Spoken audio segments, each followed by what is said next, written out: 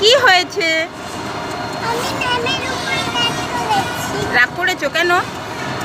Ma'am আমাকে একটা জিনিস পারিনি বলে ম্যাম আমাকে বলে দিয়েছে। কারণ ম্যাম